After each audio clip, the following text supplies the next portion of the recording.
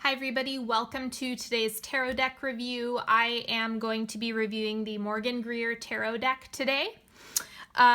This is the deck that I use for all of my client readings because this is one of the decks that is closest to the original Rider-Waite tarot deck with a different interpretation. So I'll get into that, but so first complaint about this deck is the box. I take really great care of my tarot decks. I don't abuse them or anything. This one, it has been well loved, but I've had this this specific deck in this specific box for not even a year. Like, it just quickly fell apart, and I know that one of my friends has had the same issue. So if you get this on Amazon, which you can, I highly recommend getting the one in the tin.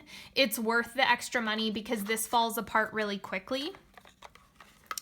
Now, there isn't a guidebook, but there is a, there's just an insert that has the traditional meanings. If you've seen more of my reviews, then you know that I don't really use the guidebooks because it just seems like it blocks my own intuition if I read what the artist or writer wanted for the deck. It's easier to just go off my own intuition when I'm getting to know a deck at least. Okay, so this is my baseline tarot deck. For all the other reviews, I do compare it to this size because it's traditional. It's a traditional size tarot deck. It's bigger than a deck of cards, a regular deck of cards, but it's still I love the finish on it. It's not super glossy. It has more of a matte finish. They're an excellent size. My hands are small, so I'm not able to handle every single tarot deck in a normal way. So if you're looking to shuffle the cards, they shuffle really nicely. It's a really an even layer of cards, even distribution throughout, so they just feel really nice. This is one of my favorite decks to use in terms of like shuffling and just the way they feel. Another thing that I really feel is a big standout is the fact that they included more diversity in this deck. One of the big complaints about the Rider-Waite deck is that it's super white, which it is. It's like so white. Every single character is like extremely pale. So they make it a point. This deck is still pretty white, but they do have more of a variety of skin tones, which I appreciate. And I know that a lot of my friends have asked me that in the past, like, I don't want the Rider-Waite deck, but I still want a deck that has a little more traditional imagery. This is your deck. This is the go-to traditional deck for me. Even though there are there are plenty of other decks that follow traditional imagery, but this one looks really good. I love the fact that it does not have borders. I am not a big fan of like clunky borders or anything like that, so I appreciate that style. And yeah, this is definitely a deck if you are a beginner. This is a really ideal deck for you. The imagery is really clear and concise, and it's easy to interpret because there is a lot of context.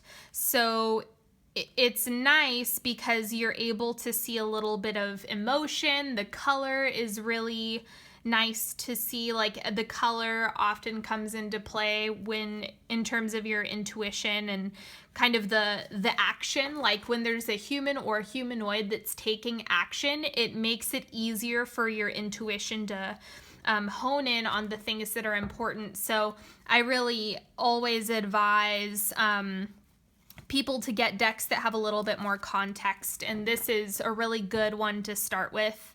I love this deck. I recommend it to a lot of people. So if you're you know, if you don't like cards that have people on it, then there are a lot of other options for you. But as far as like a standard deck, like your go-to, your basic deck, if you want to get started reading tarot, or you want something that's going to get the job done and that's going to look good, then this is your deck. This is, except get the one in the tin. Don't get the one in the box. Spend the extra couple bucks. Like that is actually one of the things that I regret. I think that this is going to become my home deck. I'm going to get another one of these to travel with, and I'm getting the one in the tin. So, because the box fell apart months and months and months ago. So it's kind of useless, but I still wanted to show you, what it comes in. But this is not a high quality box. Spend the extra money on the tin. Okay, so that is all I have to say about this one. It's an excellent deck. I strongly recommend it. I mean, anyone can use this deck, quite frankly, which is always a good sign. And yeah, I really like it. The quality of the cards is really nice. They have a nice flexibility. The card stock is high quality without, and it's not too flimsy. They're a nice level of flexibility. And this is the deck that I compare all of my other decks to. So, anyway, that is all I have for this deck. If you have any questions about, you know, I don't even know. If you have any questions about this deck or anything that I didn't cover that you're wondering about Morgan-Greer, I am happy to answer that. Just go ahead and drop a comment and let me know. And until next time, have a fantastic week, and I will talk to you later.